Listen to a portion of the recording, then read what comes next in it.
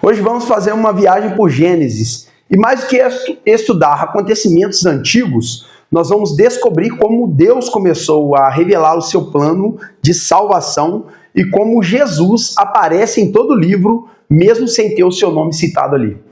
O nome hebraico para Gênesis é Bereshit, que significa no princípio. A Bíblia em Gênesis 1:1 começa dizendo: no princípio Deus criou os céus e a terra. Em hebraico, Bereshit bara Elohim et ha-shamayim ve'et haaretz. A palavra bará significa criar, uma ação atribuída exclusivamente a Deus. Deus é o único que pode criar qualquer coisa a partir do nada. O primeiro versículo da Bíblia já nos ensina que Deus não teve começo. Antes do princípio existir, Deus já existia. Mas existe algo ainda mais interessante. A Bíblia não começa falando do homem, nem do pecado, nem de Satanás. Ela começa falando de Deus. Isso porque tudo gira em torno de Deus. Ao criar o homem, Deus o coloca no jardim do Éden. Ali havia perfeita comunhão entre Deus e a humanidade. Não existia dor, doença, sofrimento, morte. O Éden era uma sombra do que Deus sempre desejou para o homem. Mas aí logo chegamos em Gênesis capítulo 3, um dos capítulos mais importantes da Bíblia e de toda a humanidade. Satanás aparece na forma de serpente e e induz Adão e Eva à desobediência. O pecado entra no mundo, a culpa substitui a inocência e o medo substitui a confiança que deveria existir, e aí a morte passa a existir. É interessante notar que a Bíblia poderia terminar aqui, se dependesse do homem. Porém, Deus não abandona a sua criação. Ainda no capítulo da queda, surge a primeira profecia sobre Jesus em Gênesis 3:15. E porém, inimizade entre você e a mulher, e entre a sua descendência e o descendente dela. Ele lhe ferirá a cabeça e você lhe ferirá o calcanhar. Esse texto é chamado de proto-evangelho, o primeiro anúncio do evangelho. Deus está dizendo: o pecado entrou, mas o Salvador já está aqui e ele virá para salvar a sua humanidade. Logo depois, Adão e Eva tentam cobrir a sua vergonha com folhas. Deus rejeita aquela tentativa humana e providencia vestes de pele. Por isso, um animal precisou morrer. Aqui vemos a primeira lição sobre redenção. O homem não consegue resolver sozinho o seu próprio pecado. Deus precisa providenciar um sacrifício. Século depois, Jesus se tornaria o Cordeiro perfeito. Em seguida, encontramos Caim e Abel. Dois irmãos oferecem sacrifícios. Deus aceita a oferta de Abel e rejeita de Caim. Abel oferece um cordeiro. Mais uma vez, o sangue aparece apontando para a necessidade de expiação. Abel também se torna uma figura de Cristo, justo, rejeitado e morto injustamente. A humanidade continua se afastando de Deus até chegar aos dias de Noé. A violência e a corrupção dominam a terra. Deus envia o dilúvio como juízo, mas salva Noé através da arca. A arca é uma das figuras mais belas de Cristo em todo o Antigo Testamento. Havia uma única arca, uma única porta, um único meio de salvação. Da mesma forma, Jesus já declarou lá em João capítulo 10, verso 9. Eu sou a porta, quem entrar por mim será salvo. Quem estava dentro da arca era salvo do juízo. Quem está em Cristo hoje, que é a nossa arca, e também está salvo da condenação eterna. Olha que lindo, queridos. Após o dilúvio, a humanidade novamente se rebela contra Deus na Torre de Babel. O homem tenta alcançar os céus por seus próprios méritos. Deus confunde as línguas e dispersa os povos. Babel nos ensina que ninguém chega a Deus por esforço próprio. A salvação não acontece porque o homem sobe até Deus, mas porque Deus desce até o homem através de Jesus Cristo.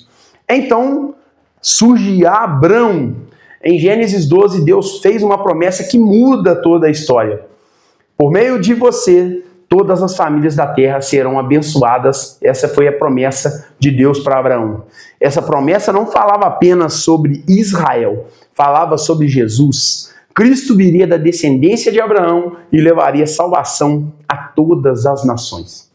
Durante a vida de Abraão, encontramos uma figura misteriosa chamada Melquisedeque. Guarda esse nome aí. Rei e sacerdote ao mesmo tempo. Séculos depois, o livro de Hebreus revelaria que ele era uma figura profética de Cristo, o Rei dos Reis e o nosso sumo sacerdote eterno. Chegamos então em um dos momentos mais emocionantes de Gênesis, o sacrifício de Isaac. Deus pede que Abraão ofereça o seu filho amado. Imagina a cena, querido. Pai e filho subindo ao monte. Isaac carregando a lenha do sacrifício. Abraão disposto a obedecer. É impossível não enxergar Jesus aqui, querido. Assim como Isaac era o filho amado, Jesus é o filho amado do Pai. Assim como Isaac carregou a lenha, Jesus carregou a cruz. Mas existe uma diferença fundamental. No lugar de Isaac, apareceu um carneiro. No lugar dos pecadores, apareceu Jesus. Quando Abraão pergunta onde está o cordeiro, ele profetiza sem perceber: Deus proverá para si o cordeiro. Séculos depois, às margens do Jordão, João o Batista apontaria para Jesus e diria: eis o Cordeiro de Deus que tira o pecado do mundo. Veja que paralelo maravilhoso, queridos, entre a figura de Jesus através de Isaac, o sacrifício de Isaac. Prosseguindo na viagem aqui em Gênesis, a gente vai chegar a Jacó. Durante sua fuga, ele tem um sonho com uma escada que ligava a terra ao céu. Anjos subiam e desciam por ela. Anos depois, Jesus vem interpretar esse sonho ao declarar que ele próprio é essa ligação entre Deus e os homens. Cristo é a ponte que reconecta a terra ao céu, o céu à terra. Finalmente, agora chegamos a José, talvez a maior figura profética de Jesus no livro de Gênesis. Observe as semelhanças. José era amado pelo pai. Jesus é o filho amado do pai.